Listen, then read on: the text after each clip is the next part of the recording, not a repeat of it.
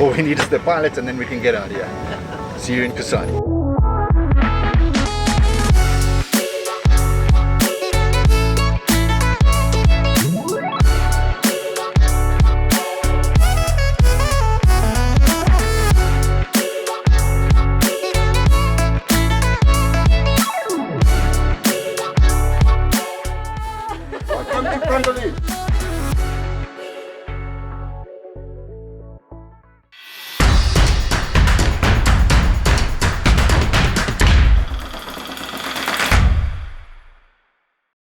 Hello, beautiful people. It's Quinton from the Hunters of Light, and it's hashtag Wildlife Month. And fortunately, we find ourselves in Chobe, shooting some fantastic marketing stuff with Canon South Africa. And we find ourselves at the Pangolin Chobe Hotel. We've been welcomed like family. You know, we've been out on the boats, we've been cave time vehicles, and I thought it'd be a fantastic opportunity to get to know the people, or in fact, in this case, the person behind all of this, co-owner of Pangolin Chobe Hotel. So, Gus, tell us what's this all about? I mean, you've built a fantastic place. Your team is amazing. The Hunters of Light is all educate, motivate, and inspire. And what speaks to me is that you guys have got this whole motivational mentorship type program, and it just makes complete sense that we get you on and we see, well, give us a little bit of info about it. So I want to know, why must we come here? Your team is amazing. The food is amazing. Robson, oh, lovely. How did it all start? Fantastic. Thank you very much, Quinton, for this massive opportunity. Pangolin all started around a campfire. Mm-hmm. Me and my business partner, Chobe, accidentally met each other. That was 2010. And we sat around the fire, chatted about what we were going to do. He just left a marketing company, or he just sold his marketing company. And I was doing overland guiding at that stage, and spend a lot of time with a guest that's doing photography. Mm-hmm. I find myself out there, wow, this guy's got that great camera, and you just give him a bit more of attention, and you just like kind of gravitate towards those kind of people. Exactly. So with overland guiding, as you know, it's South Africa, Botswana, Namibia, on our way to Zambia, and so we would go through Kasane quite often. Kasane was the obvious choice, it's just perfect. It's a town very close to the Chobe National Park, and it's one of the few areas where you can actually do game drive on a boat. So all over Africa, game drives are very common. I want to say 98% of game drives out there is on a vehicle. Yeah. But over here, we can actually do it from a boat. And the perspective you get from you being on the river and shoot towards land with animals drinking and animals swimming and all that is just something. I mean, it's the first time that I've been on a boat doing a game drive. Exactly. Game boat. And it's crazy because, normally if you see an animal and it's behind a bush, well, you wait until it moves. But no. We reverse a little, and then we move along here, and then we drift it, and you can actually get so many amazing angles. Unbelievable angles. As photographers, we always try to get as low as possible. You want to get that low angle shot. And the beauty about that is on the river, you're much lower than sitting on a vehicle. And also our boat is custom built and custom designed for photography. So we've got very low sights on our boats. And that's not something that everyone has. You were saying that your boats are about 20 centimeters lower than the rest of them? Than the law. We had to go through a lot of red tape and a lot of permissions to get our boats this low. Also, it's very interesting, the boat shape itself. We went for a flat bottom boat, thinking it would be more stable, but it was getting almost stuck to the water. It picks up every bit of wave. So we had a lot of trial and error, and eventually we got the perfect little degrees. Did you patent that? I should, no? I think so. Yeah. And what I find with the animals out there is they are used to vehicles, but they're still skittish of vehicles. They've never ever seen a boat as a threat. The amount of animals that walk right up to you, the most amazing thing is if you sit and they come towards you, and they're skittish, and they're not skittish at all, but they're very inquisitive. So we would have elephants touching the boat, give it a smell, and then be having all the guests sitting so low, shooting up to stuff is just unbelievable. Our videographer that's with us on the trip, Wimpy, we were, I don't know, I want to say we were touching noses with a croc this morning. We were certainly at the same eye level.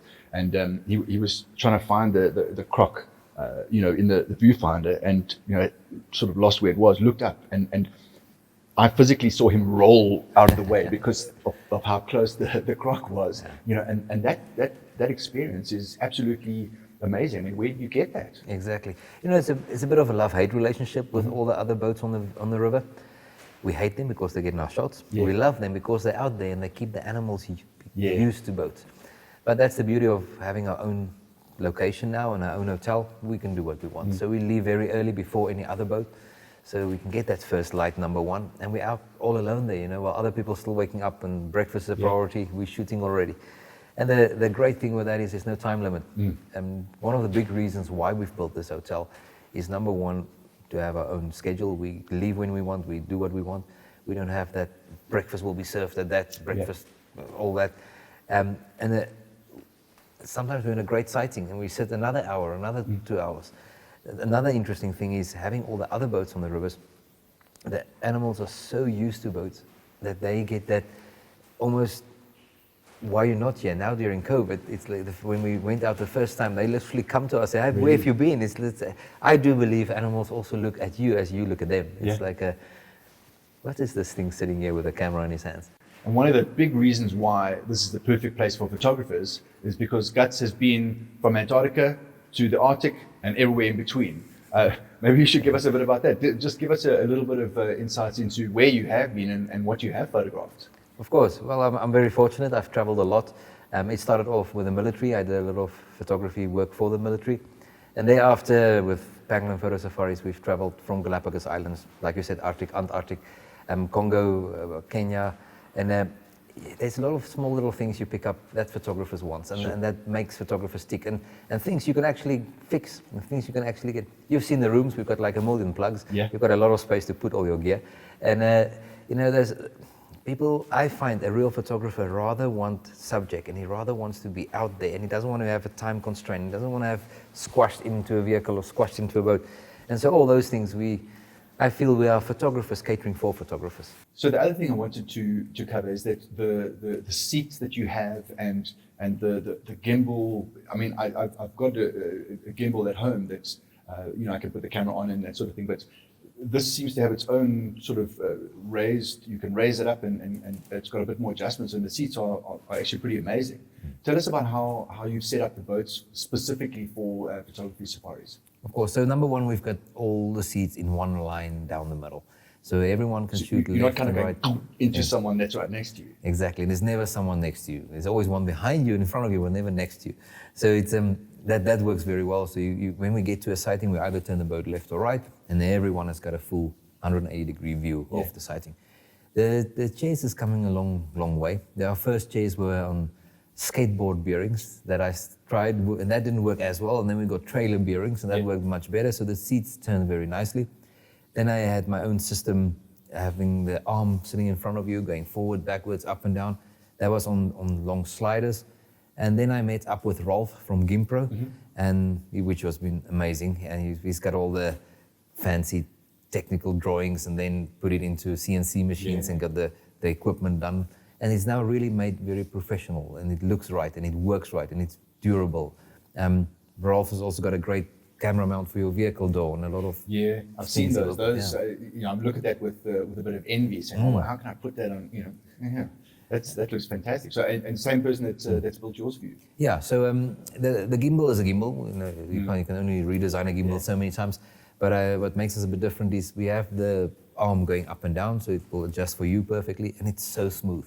And it's so wonderful. You just turn around, and what I found is photography shouldn't be that big of a work as well, or hard work. We've got this big lens, and it's tiresome. With this arm, it's beautiful. You let it be. You sit. You enjoy actually the boat cruise, and when you want to shoot, it's right there. That's it. So that works very, very well. Also on the boat, we've put 500 kilograms, half a ton of lead in the nose of our boats to keep it very, very stable. And as you know, experience, a little bit of waves and stuff don't have that big effect on it. And the moment you beach it, it's a dead solid, 100% stable platform to work from. Another wonderful thing that I found is having the boat being stable, having the chairs stable, is that natural drift that you get when you pass animals. You get that this angle, that angle, that angle. So yeah, it works exceptionally well. And then for those of you whose knees can handle it, you can get down with our low sides. We've got some padded support on the sides. So you can get that really nice and low angles, which is just magic. I must say, I'm looking forward to getting a couple of shots of the Jacanas from that low angle. What I have got so far with the Crocs and the Hippos is is really, really amazing. I love that sort of, you're like right at that level, but I think the Chicanos are going to be fantastic. Absolutely, and you know, also being on that, the old story, don't shoot down on, to be on that water level is just absolute gold. Fantastic.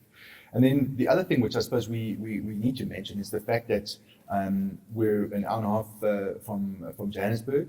You know, you can pretty much walk from the airport if you don't.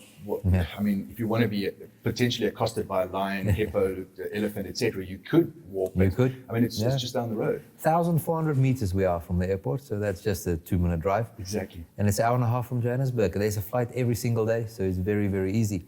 And you know, I know there's a lot of accommodation in Kasane, and there's a lot of beautiful lodges and stuff here, but we cater for photographers. We are there for photographers. Number one, there's no time limit. Like I said, we supply cameras. If you don't have a camera, we will give you one. Also, we've got an editing room where we spend our afternoons or in between the activities doing some Lightroom and Photoshop. And then what I just find the most amazing thing, not during COVID, we're all secluded in our little tables, but we've got one big family-style dinner at nighttime, and it's all photo talk, and it's people with the same interests. And you know, many people think, oh, it's only for professional photographers. Not at all. It's that person who actually, do I like photography? Maybe I should buy myself a camera. Come and try it. Come and see if you like it. And you know, 80% of our guests is absolute novices, and it gives them opportunity to get a really, really good exposure to photography. Yeah, I've been blown away. As I said, you know, this is the first time I've done safaris for boats, and I don't want to get on a vehicle again. I want to go back in the boat. It's nice and smooth, isn't it? Absolutely. And you were talking about the chair, and I mean, it is that you get that sort of feeling of, and I think it can be quite addictive. Natural panning. Absolutely. Okay, so thanks very much, guys, for watching. Remember to like, subscribe, hit the bell, etc., etc. When you guys watch and subscribe, it helps the channel grow. We just want to keep creating amazing content for you. So yeah, keep supporting us, so we keep supporting you. Definitely. Quentin, Thank you so much. If there's anyone booking and they say they've heard about us through Hunters of Light, please say that. Tell our booking ladies it's through Hunters of Light, and it just might be a little bit of a surprise for you waiting this side. Well, there you go, guys. We've got a bit of an offer here. Remember, hashtag Wildlife Month for the photo competition this month.